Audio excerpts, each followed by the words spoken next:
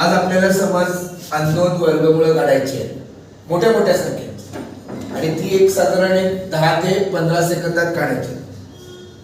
आता पहिले काय करायचं, आपण पहिले 1 to 9 चे 1 ते 9 चे स्क्वेअर्स लिहायचे. आता स्क्वेअर्स लिहिताना युनिट प्लेसचा अंक करायचा. 1 square 1, 2 square 4, 3 square 9, 6 5, 6 square 6, 7 9, 8 square 4. बरोबर. काय लिहिले? युनिट प्लेस, एकक स्थानचे अंक लिहिले. नेक्स्ट आता हे मला साधारण माहिती असतात. 50 चा, 60 चा, 70 चा, 80 चा, 90 चा, 100, 110, 120, 130, 140, 150. ते साधारण लिहून घ्यायचे. बरोबर. आता आपल्याला 2916. आता 2916 संख्या दिली आहे. पहिले बघायची कोणत्या दोन स्क्वेअर आणि 60. मग आता 50 आणि 60 असे दोन नंबर लिहून घ्या. बरोबर. आता युनिट प्लेसला काय आहे? 6. बरोबर. युनिट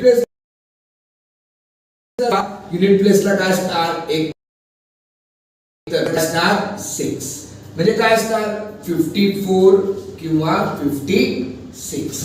मग आता 2916 हे 2500 च्या जवळ आहे का 3600 च्या? 2500 च्या. म्हणजेच कशाच्या जवळ आहे? 50 च्या. म्हणजे 2916 चा स्क्वेअर रूट काय येणार? 54.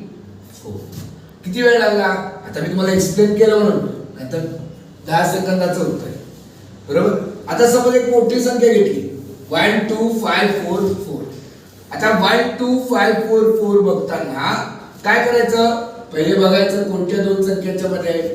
110 आणि 120. मग इथे 110 आणि 120 च्या दोघांच्या मध्ये आहे. बरोबर.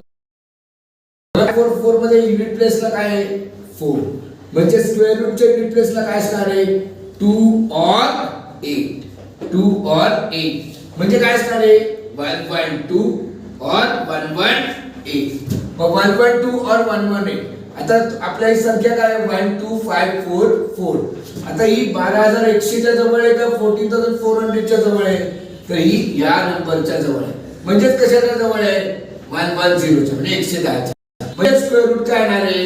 112. म्हणजे स्क्वेअर रूट काय येणार आहे? 112. आता एकदम अशी छोटी संख्या पकडली 4624. बरोबर. 4624. आता तुम्ही मला सांगा 4624 कशाच्या जवळ आहे? कशाच्या दोघांच्या मध्ये? 60 and 70.